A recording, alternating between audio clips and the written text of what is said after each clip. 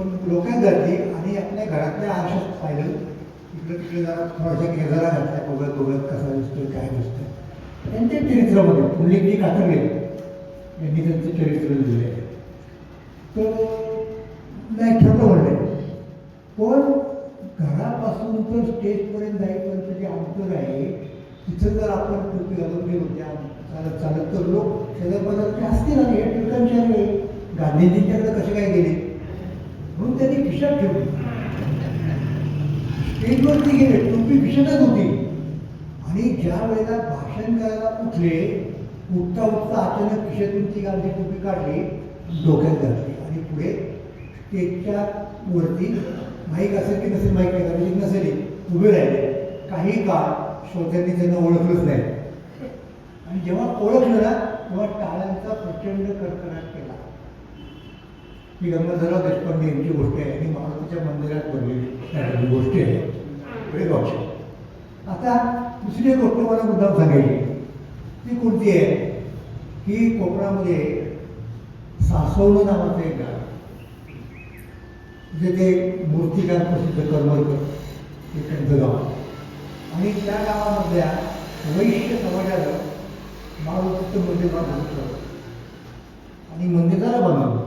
आता मंदिरात मारुतीच्या मूर्तीची प्रतिष्ठापना कोणाच्या हस्ते पाहिजे हा प्रश्न आहे. आणि कोणीतरी नाव सुचवलं की महात्मा गांधींना बोलवा.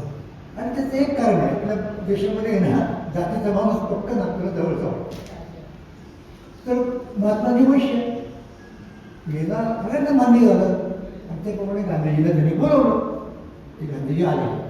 आता गमत बघा, महात्माजींच्या हस्ते प्रतिष्ठापना कोणाची तर मारुतीजी. आणि मारुती करण्यासाठी प्रसिद्ध आहे बलोपासना, मारामाऱ्या, युद्ध वगैरे वगैरे. तर काही लोकांना आश्चर्य वाटलं की गांधीजी ते अहिंसक, त्यांचा तर युद्ध गोष्टीचा विरोध आणि मारुती नाही म्हणजे आपल्याला कल्पना आहे बलाची उपासना, मुक्तमुख हे अहिंसावादी. तर हे कसं काय? तर गांधीजींना माहिती होतं की काही लोकांना त्याचं काहीतरी मनातल्या मनात ते जरा खट्टू असतील, काही असतील, काही करतील. मग गांधीजींच्या हस्ते ती मूर्ती बसली विधिवत आणि गांधीजींनी भाषण केलं. गांधीजी काय म्हणाले माहिती का की आपण मारुतीला का जपतो, का बसतो? मारुतीच्या अंगात अपार शक्ती होती म्हणून नाही, अशी शक्ती असणारे अनेक लोक होऊन गेले. माझं पहिलवान कितीतरी होऊन गेले असतील. लांब कशाला, भीमाचं उदाहरण घेऊ. भीम पण तेवढा होता नाही शक्तिशाली. भीमाची करतो का आपण कुणी उपासना? मारुतीच का करायची? त्यांनी सांगितलं की मारुतीरायांनी आपल्या शक्तीचा उपयोग सज्जनांच्या रक्षणासाठी केला म्हणून आपण मारुतीरायाला पुजतो, बसतो. आणि आपला जो स्वातंत्र्य लढा आहे तो याच्याचसाठी आहे. आपल्याला त्यासाठी मारुतीरायाचा आशीर्वाद पाहिजे म्हणून या ठिकाणी आलो आणि मारुतीरायांच्या मूर्तीची प्रतिष्ठापना केली. तर तशा प्रकारे आपण आज मारुतीच्या मंदिरामध्ये हे अत्यंत महत्त्वाचं कार्य ते म्हणजे दादासाहेबांच्या नावाचा पुरस्कार देतो. म्हणून पहिल्यांदा आपल्या सर्वांना मी धन्यवाद देतो, अभिनंदन करतो की योग्य व्यक्तीला हा आपण पुरस्कार दिला. म्हणजे ऋषी सरांचं जर सांगायचं झालं तर ते जिल्हा पूर्वीच्या काळात हा एकच होता, उत्तर सातारा, दक्षिण सातारा असं म्हणायचे लोक. आणि एक फार चांगलं पुस्तक आहे पहा, सातारा जिल्ह्यातल्या लोकांचं स्वातंत्र्य लढ्याला योगदान, जागरूक सातारा. सगळा इतिहास चांगल्या पद्धतीनं त्या पुस्तकात आलेले मोठमोठे स्वातंत्र्य सेनानी या जिल्ह्याने दिले. तर त्यांच्यापैकी एक महत्त्वाचे सैनिक, स्वातंत्र्य सेनानी म्हणूया, सैनिक म्हणण्याचे सेनानीच होते ते म्हणजे दादासाहेब सापवाडकर. आणि त्यांच्या नावाचा जो पुरस्कार योगायोगानं त्या काळात वयाने लहान का असणार परंतु नवसत होते आणि त्यांना पाहिलं, ऐकलं, त्यांची कीर्ती त्यांना माहिती आहे. आणि हे जे सगळी नावं आता ह्या दोघांनी घेतली त्या काळातल्या सातारा जिल्ह्यातल्या मान्यवर स्वातंत्र्य सेनानींची दोघांच्याकडनं आपण नावं ऐकली.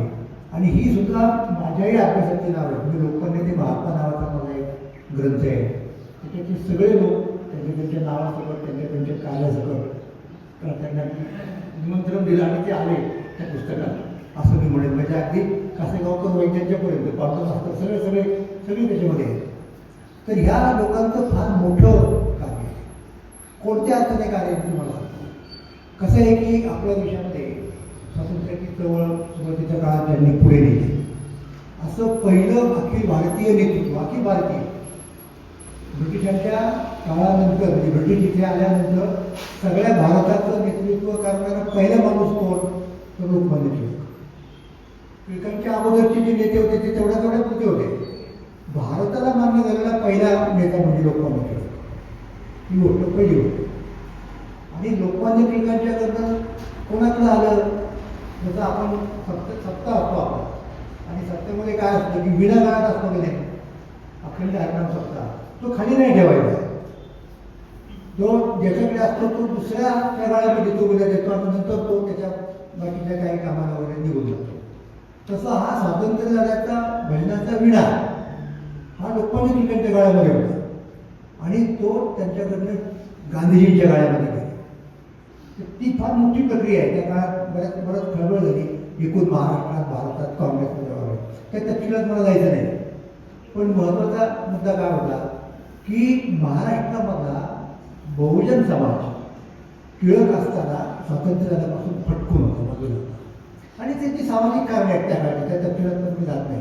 त्यांना असं वाटायचं की टिळक आहे म्हणजे हा सगळा लढा ब्राह्मणांचा आहे आणि स्वातंत्र्य मिळलं तर ते ब्राह्मणांना मिळेल, आपल्याला नाही मिळालं, असा एक त्याचा समज आला होता. म्हणून ते बाजूला होते. मग लोकमान्य टिळक गेल्यानंतर महात्मा गांधी तिचे नेतृत्व करायला आले. त्यांच्या नेतृत्वाची सुद्धा या लोकांनी, ब्राह्मणेतरांनी 10 वर्ष परीक्षा पाहिजे. काँग्रेसच्या विरोधात निवडणुका लढवत राहिले. ब्राह्मणेतर पार्टी म्हणतो होता. हळूहळू त्यांच्याही लक्षात आलं की अरे आपला खरा शत्रू जो आहे ना तो इंग्रज आहे. या तात्कालिक गोष्टी आहेत आपापसातल्या आणि त्या मिळवता येतील, चर्चेने मिळवता येतील, सामंजस्याने मिळवता येतील, वाटाघाटी करता येतील, जे काय असेल ते. पण मुख्य शत्रू कोण येतो ते इंग्रज आहे. हे हळूहळू त्यांच्या पण लक्षामध्ये आलं. आणि ते कसं आलं त्याचा एक किस्सा तुम्हाला सांगतो. हे दोन म्हणजे पुण्यापुरतं सांगतो तुम्हाला. पुण्यामध्ये काँग्रेसचे त्यावेळेचे तरुण नेते म्हणजे काकासाहेब गाडगे आणि ब्राह्मणेतर पार्टीचे मुख्य नेते फक्त पुण्यापुरतेच नाही, जे संपूर्ण महाराष्ट्राला मान्य झालं होतं ब्राह्मणेतरांना, ते केशवराव जेधे हे महत्त्वाचे. तर एक दिवशी गाडगे यांच्या असं लक्षात आलं की महाराष्ट्रातल्या काँग्रेसने किती जीवापाड मेहनत केली, तुरुंगवाद प्रोग्राम, ते पुष्कळ लोक होते. शंकरराव देवांच्यापासून अनेक तुरुंगात जाणार, तो काय मोठा नव्हता. पण जोपर्यंत बहुजन समाज येत नाही या चळवळीत तोपर्यंत इंग्रज सरकार खऱ्या अर्थाने ते घाबरणार नाही.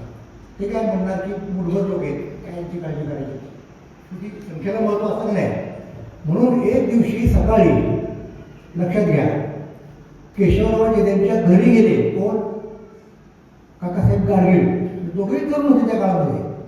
आणि गेल्यानंतर बसले, स्वतःहून न बनवता वहिनी केशवरावांचे पूर्ण होत्या, पाठ द्यावाले बसायला, पाठावरती बसले, चहा टाकावं आवडला. तर केशवरावांना सुद्धा धक्काच बसला की हे एवढे आपले जोरात भांडण होते त्या काळात. केशवरावांना त्यांनी सांगितलं की अहो आपण भांडतो कशासाठी, आपण भांडतो ताकासाठी. आणि लोणी पण भांडायचं ब्रिटिश. भांड्याचं जर झालं तर आपण दोघं मिळून जेव्हा लोणी खातो ते कशी भांडावं, ताकासाठी भांडण्यात काय मतलब आहे. आपल्यापैकी 10 लोकांना जागा मिळणार काउन्सिलमध्ये, 2 लोकांना मिळणार दिल्लीच्या काउन्सिलमध्ये, त्यापेक्षा हे सगळंच आपलं पाहिजे ना. मग ते केशवरावांच्या लक्षात आलं. आणि मुख्य म्हणजे त्या काळामध्ये विठ्ठलरामजी शिंदे नावाचे फार महत्त्वाचे नेते, आपल्याला नाव ऐकून माहिती असेल, त्यांनी सुद्धा या सगळ्या बहुजनांना सांगितलं की आता आपण काँग्रेसमध्ये लढाईसाठी गेलं पाहिजे, फक्त थांबवलं पाहिजे. मग त्यावेळेला हळूहळू ब्राह्मणेतर चळवळीतले लोक बहुजन मुळात त्यांना ते काँग्रेसच्या लढ्यामध्ये सामील झाले. आणि तिथं जो मुद्दा येतो त्या लोकांच्यामध्ये सगळ्यात बहुसंख्येने जर तो लोक असतील तर सातारा जिल्ह्यात, म्हणून तो जागरूक सातारा. तर हातात हात घालून ही मंडळी जडली. त्यांची नावं मी आता परत रिपीट नाही करणार. अकोलकरांनी आणि यांनी सुद्धा नावं सुद्धा घेतली. ते अत्यंत महत्त्वाचे लोक होते. आणि मग त्यांच्या त्या लढ्यामुळं ब्रिटिशांच्या असं लक्षात आलं की आता इथून पुढं आपल्याला हे स्वातंत्र्य फार दिवस हळून धरता येणार नाही आणि शेवटी स्वातंत्र्य मिळालं. तर अशामध्ये अग्रगण्य दादासाहेब की गांधीजींच्या प्रत्येक चळवळीमध्ये सामील झालेले. आणि शिक्षा भोगली तुरुंगामध्ये. आणि इतकंच नाही तर एक अत्यंत महत्त्वाचं मुद्दा आहे. अलीकडच्या लोकांना स्वातंत्र्याला एवढाच एक शब्द माहिती असतो, त्यातला तपशील माहिती नसतो. त्यातला एक अत्यंत महत्त्वाचा तपशील जे काटवकरांचं थोडं चरित्र सुरेशरावांनी लिहिलेलं आहे, त्याच्यामध्ये तुम्हाला मिळेल. काही तपशील मी लोकमान्यातील महात्मात पण दिलेला आहे. तो म्हणजे असा की जसं जसं काँग्रेस पक्ष वाढायला लागला, लोक प्रत्यक्ष चळवळीत उतरायला लागले रस्त्यावरती. मग प्रभात फेरी काढायची, मूर्ती काढायची, मोठमोठ्या सभांचं आयोजन करायचं. हे करताना एक काहीतरी चौकट पाहिजे, शिस्त पाहिजे. त्याशिवाय आता ऑर्गनायझेशन चालत नाही, विस्कळीत होईल, विक्षिप्त होईल. लोक कल्पना आहे तुम्हाला रस्त्यावरती आल्यानंतर काही पण एखाद्याच्या जरी मनात आलं तर एक दगड मारला तरी पुष्ट होतं दगड पेटायला. म्हणून एक लष्करी शिस्त अशी असली पाहिजे. मग त्याच्यामध्ये कवायत येईल, त्याच्यामध्ये युनिफॉर्म, गणवेश येईल. ही कल्पना पहिल्यांदा डॉक्टर ना. सु. हर्डीकर यांना सुचली. ते कलकत्त्याच्या नॅशनल कॉलेजमध्ये गेले होते, डॉक्टर झाले. मग पुढे अमेरिकेत गेले, लाला लजपत रायांच्या वगैरे काम केलं. आणि परत जेव्हा आले तेव्हा नागपूरला अधिवेशन चाललं होतं काँग्रेसचं.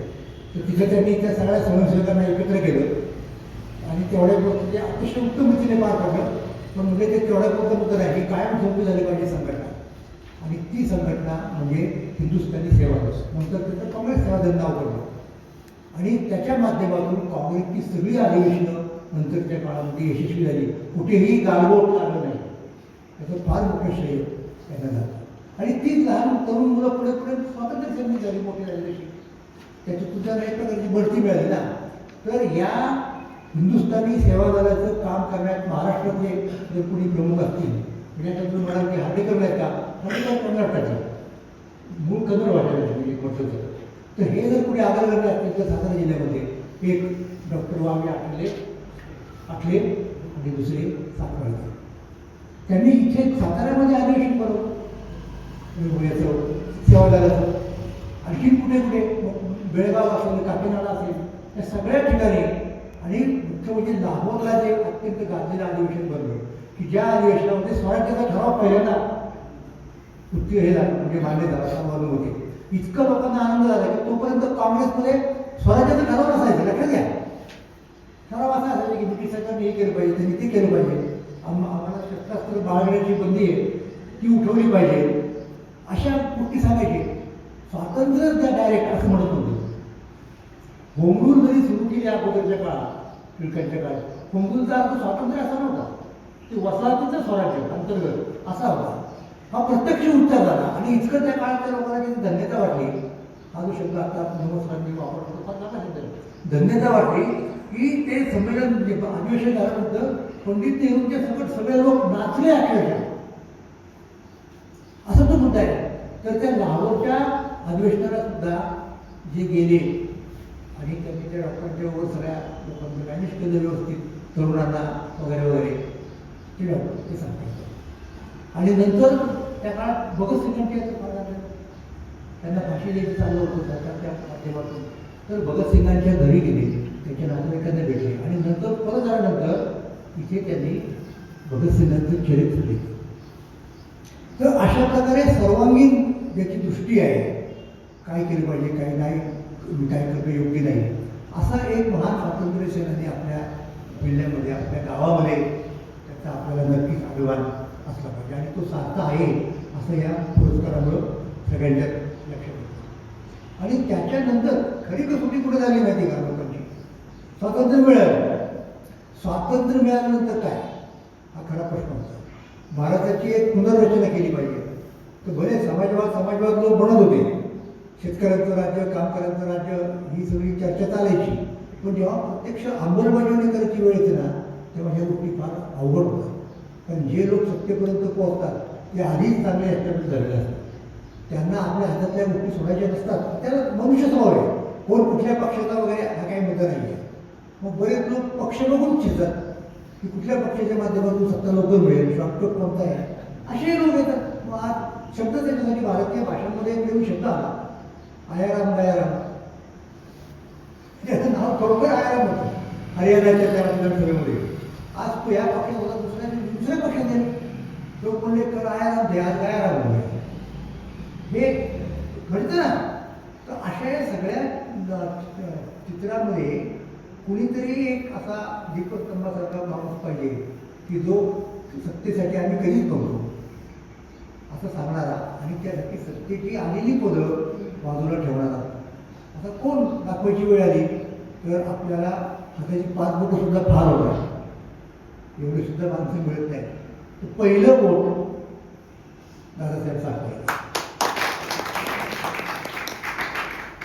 तर त्यांनी हे दाखवून दिलं लोकांना आणि त्यामुळे ते काँग्रेसच्या सगळ्या लोकांना वंदनीय पूजनीय अशा प्रकारचे ठरले बाकीची मग त्यांची कामं जसं त्या नंदेवाल्यांची वसाहत असेल किंवा काय असेल सामाजिक दृष्टिकोन हे सतत करत राहिले तर असा हा थोर वारसा आपल्या गावाचा की त्यांच्यामुळं आपलं गाव स्वातंत्र्य लढ्याच्या नकाशामध्ये येतं बरोबर इथे हे एक सर आहे आणि इथे सापळकर पोहोचले तर ही अत्यंत महत्त्वाची गोष्ट मला वाटते आणि म्हणून त्यांच्या नावाने आपण हा जो पुरस्कार ग्रामस्थांनी कुटुंबियांनी सुरू केलेला आहे आणि तो अत्यंत योग्य व्यक्ती आता जी नावं मगाशी आपण सांगितली ती खरोखर महाराष्ट्रामध्ये महत्त्वाची कामगिरी करणारेच लोक आहेत तर योग्य पुरस्कार योग्य व्यक्तीला असं एका वाक्यात त्याचं सगळं वर्णन आपल्याला करता येईल आणि तो आपण जोशी सरांना दिला जोशी सरांचा परिचय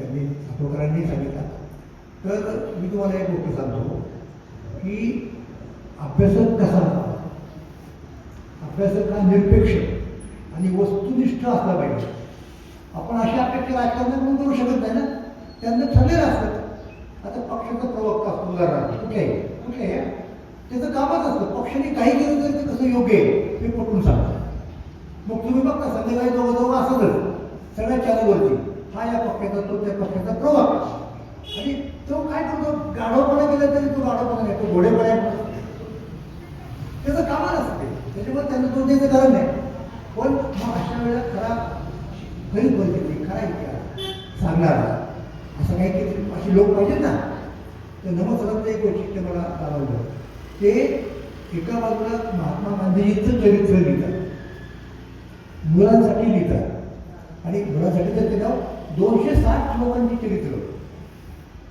संक्षिप्त स्वरूपात असं त्यांचं ग्रंथ आहे आणि हे सगळं करताना गांधीजींचं चरित्र लिहिताना दुसऱ्या बाजूला what Congress and Gandhiji have done for untouchable Gandhiji आणि काँग्रेसने अस्पृश्यांसाठी काय केलं हे बाबासाहेब आंबेडकरांनी लिहिलेलं पुस्तक त्याच्यात गांधींच्यावरती काँग्रेसवरती प्रचंड टीका आहे त्याचा अनुवाद करतात मराठीमध्ये म्हणजे ते असं नाही म्हणत की आता मी गांधीजींचं चरित्र लिहिलं मग बाबासाहेबांनी एवढी टीका केली त्याचं कसं काय छापलं म्हणून ते अंधभक्त कोणाचेच नाही हा सगळ्यात महत्त्वाचा मुद्दा आहे आणि म्हणून ते अभ्यासक म्हणून मान्यवर आहेत की जेव्हा लोक त्यांचं वाचतात तेव्हा त्यांना माहीत असतं की याच्यामध्ये समजा एखादी गोष्ट आपल्याला न पटण्यासारखी वाटतं वैयक्तिक पातळीवरती तरी त्याच्यात काहीतरी तथ्य असल्याशिवाय ही लिहिणार नाही की त्यांना माहिती आहे आणि म्हणून असा या ठिकाणचा शिक्षण तज्ञ त्यांनी संपूर्ण हयात शिक्षण क्षेत्राला वाहून घेतलं मुलांच्यासाठी दिलं बालकुमार संमेलनाचे ते अध्यक्ष होते कशा पद्धतीने मुलांच्यापर्यंत पोहोचलं पाहिजे आणि आज त्याची फार गरज आहे कारण असं आहे की पूर्वीच्या काळामध्ये ना माणसं बिघडायला थोडा वेळ लागायचा कारण बिघडण्याची साधनं नव्हती ना की हातात येईपर्यंत तो कॉलेजमध्ये जायचा आता तसं नाही आहे आता तुम्हाला बिघडण्याची साधनं पाळण्यापासूनच बंद होतं अगदी पाळण्यापासून नाही पण अगदी 4 वर्षाच्या मुलाला सुद्धा त्याची आई हातात मोबाईल देते काहीतरी गाणं आहे काहीतरी कर आणि तिच्या कामाला बिघडलं एवढं तर सोपं झालं बिघडण्याचं काम मग त्याच्यासाठी म्हणून परत एकदा वेगळ्या पद्धतीने त्याही मुलांना आता वेगळ्या पद्धतीने सांभाळलं असं आणि त्याच्यासाठी आपल्याला जर कोणाचं मॉडेल वापरायचं असेल तर ते नमस्कार म्हणून मला एका वेगळ्या पद्धतीने आपल्याला सांगावं वाटतं की आत्ताचे जे बाल साहित्य घेणं त्यांच्यासाठी तुम्ही काहीतरी मार्गदर्शक करतो की आत्ताच्या बदलत्या परिस्थितीमध्ये बाल साहित्याचं रूप कसं बदललं पाहिजे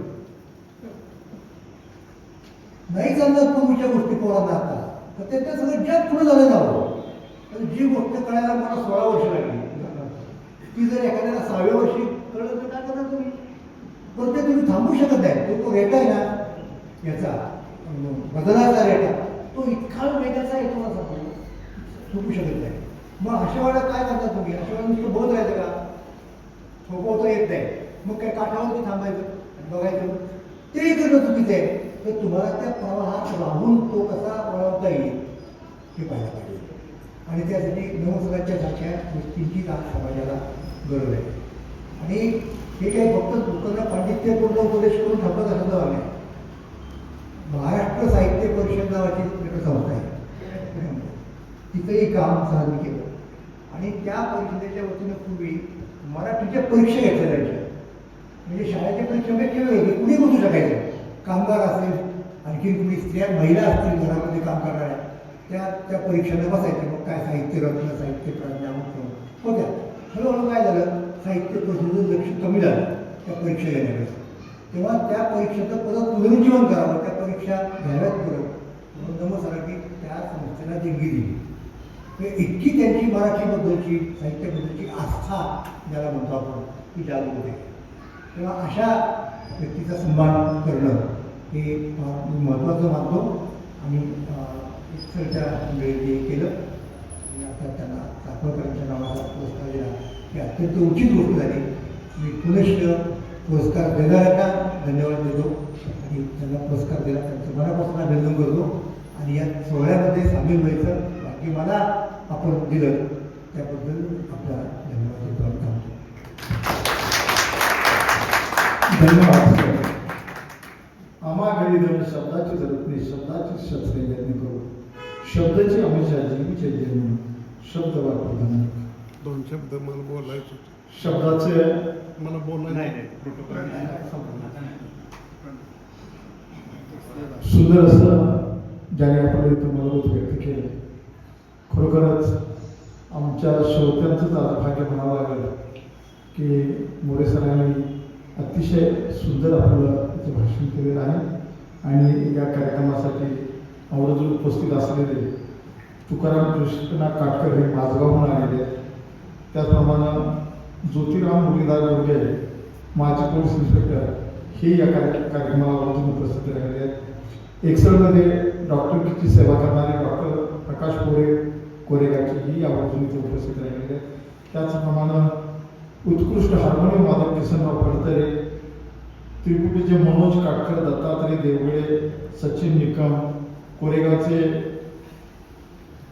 उमेदीर लेखक पांडुरंग सुतार, बापूजी सावंत सेवानिवृत्त तलाठी, त्यात पुन्हा प्रमाणे धनसंतोष साप्ताहिकाचे भाऊसाहेब नलवडे आणि विमल नलवडे, दुगीगावचे अतिशय उत्कृष्ट कीर्तन करणारे संभाजी महाराज यादव आणि अनिल वाळंबे सातारा हे सर्वजण उपस्थित राहिलेले आहेत. यानंतर कार्यक्रमाची रूपरेषा आहे की माणिकराव भोसले आभार मानतील आणि पसायदार सुरेशरावजी साकोळकर म्हणतील आणि कार्यक्रमाचा समारोप होईल.